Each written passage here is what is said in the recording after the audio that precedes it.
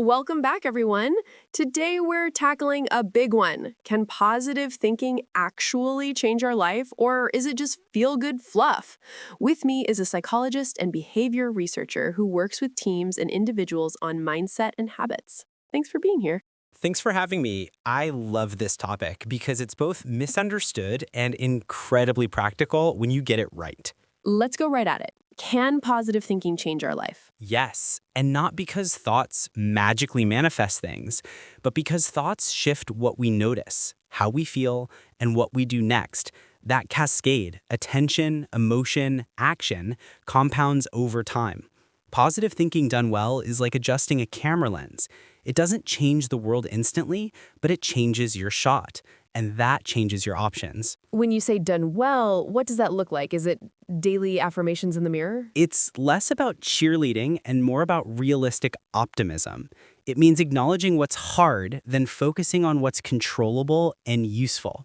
In psychology, we talk about your explanatory style, how you explain events to yourself. If you get rejected for a job, I'm hopeless leads to shutting down.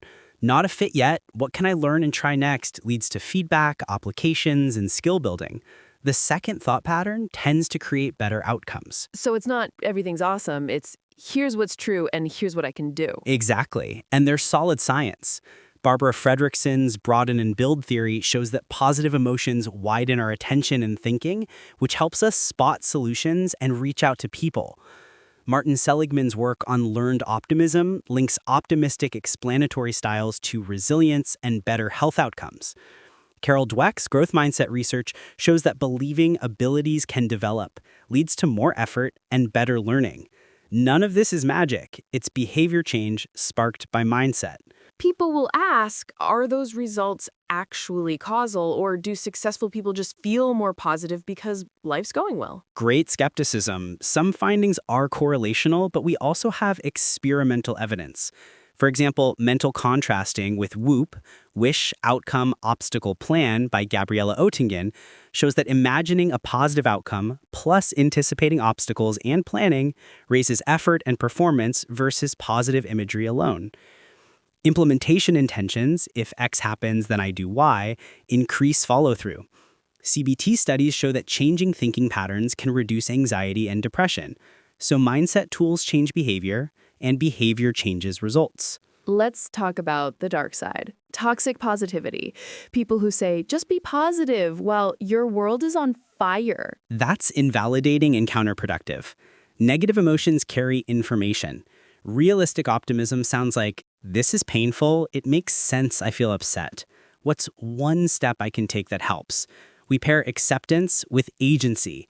That combo calms the nervous system and opens the door to action. What about when life is genuinely hard? Bills, caregiving, no safety net. Telling someone to think positive can feel insulting. You're right. Structural realities matter. Mindset doesn't replace fair pay, stable housing, or healthcare. But even in tough conditions, micro shifts can help you conserve energy and make better decisions. Things like a 2-minute breathing reset, a short, what's one thing I can control today check-in, or asking for one specific piece of help. We start where people are, not where we wish they were. Can we do a quick on-air experiment so listeners can feel a difference? Let's do it. 3 steps, 60 seconds. I'm ready. Step 1, exhale slowly. Then take a gentle 4-count inhale, 6-count exhale twice. That longer exhale tells your nervous system you're safe. Doing it with you. Step 2, name the feeling out loud or in your head. I feel anxious, I feel rushed. Labeling emotions reduces their intensity. I feel buzzy, like I had 2 coffees. Perfect. Step 3, ask, what's one useful thing I can do in the next 10 minutes? Keep it tiny. 1 email, 1 stretch, 1 text to a friend. One useful thing. I'll outline the next question. I can feel my shoulders drop a bit. That's the point. We didn't fake happiness, we created a bit more bandwidth. Over time, those small resets add up. Let's get into concrete tools. If someone wants to build a more positive, realistic mindset, what should they actually do? 5 practical ones. 1, WOOP, wish, outcome, obstacle, plan. I want to run twice this week. Outcome, I'll feel clear-headed. Obstacle, I'm tired after work. Plan, if it's 6 p.m., then I put on shoes and do 10 minutes. Small and specific. 2. The yet shift. When you hear, I can't do this, add yet. Then find one learning step. I can't code this yet. Watch a 10-minute tutorial. 3. The evidence log. Once a day, write one thing that went slightly better than expected and the tiniest action you took that helped. You're training your brain to notice cause and effect. 4. The but and edit. Change I'm exhausted, but I have to finish to I'm exhausted and I'll set a 15-minute timer, then break. And holds 2 truths, how you feel and what you'll do. And 5, doom scroll friction. Put social media on your second screen, remove the password autofill, and set a 10-minute app timer. Less noise, more clarity. I love that and edit. It feels kinder. Speaking of kinder, do traditional affirmations work? They can backfire if they're unbelievable. If you secretly think that's not true, your brain argues. Try bridge thoughts. I'm learning to speak up. I'm practicing being prepared. I can do 5 minutes. Believable, present tense, and linked to action. Can you share a story from your practice where a mindset shift made a real difference? Sure. A client, let's call her Lena, was laid off and spiraling. No one will hire me. We started with acceptance. This hurts. Then we built structure.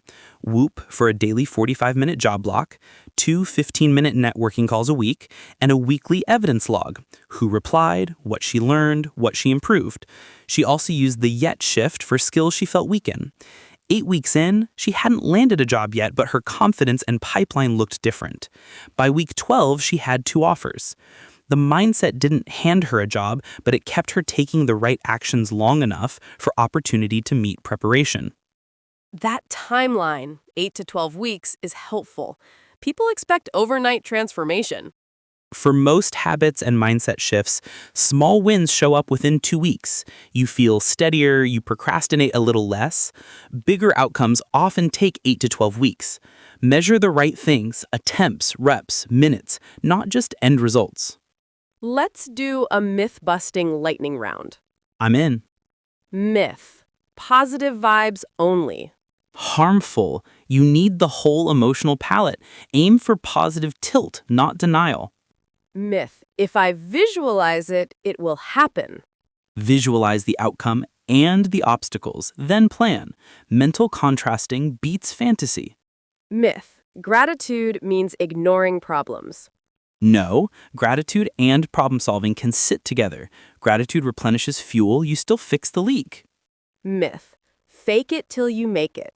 Sometimes act as if helps, like adopting confident posture before a presentation, but tie it to prep and reps, not pretending everything's fine. What about the brain science piece? People love a bit of nerdiness. Sure, positive emotional states can increase dopamine and broaden attention, which makes learning and idea generation easier.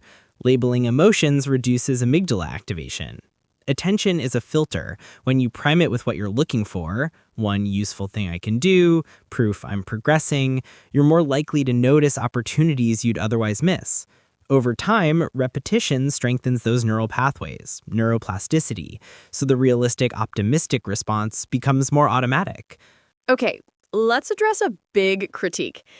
Isn't this all just individual responsibility? What about systems? We need both. Personal tools help you suffer less and act more effectively within the system, but they don't replace the need for fair systems. Think of mindset work as wearing good boots in rough terrain. It doesn't flatten the mountains. For listeners struggling with anxiety or depression, where does positive thinking fit in? It's a support, not a cure. If you're dealing with clinical depression, trauma, or severe anxiety, therapy and sometimes medication are appropriate. Even then, gentle tools, breath, labeling emotions, tiny actions can help. But please don't use positivity to beat yourself up. What mistakes do people make when they try to be more positive? 3 big ones. 1, all or nothing goals. I'll wake at 5 a.m. daily, then quitting by day 3. Fix, tiny steps, and capability-based goals. 2, using positivity to avoid hard conversations. Fix, this is uncomfortable, and I'm committed to saying one clear sentence. 3, expecting to feel motivated first. Fix, act first, motivation follows action. Give us a simple daily routine to trial for the next 7 days. Morning, 1-sentence whoop for your most important task. Midday, 1 and edit and a 10-minute focus sprint. Evening, write 1 line in your evidence log, what you did that helped, and 1 thing you appreciated. Be specific, the way the light hit the plants, not family. That's it. That feels doable. Final question. If someone's cynical and thinks this is all fluff, what's your pitch? Treat it like an experiment. Pick 1 measurable area, sleep by 10 minutes earlier, send 1 pitch a day, take a 10-minute walk. Pair it with a realistic, optimistic script. This is challenging, and I'll do a small step. Track it for 2 weeks. If nothing shifts, throw it out. But in my experience, the combination of acceptance, attention, and tiny actions moves the needle. So your answer to can positive thinking change our life is... Yes, when it's honest, paired with action, and practiced consistently. It won't control the world, but it will change your odds inside it. I'll take that. Thank you for such a grounded, useful conversation. I'm going to try that evening evidence log tonight. I love that. And remember, 1 sentence counts. Thanks for listening, everyone. Try the 7-day routine and tell us what you notice. See you next time. Take good care and be kind to your future self.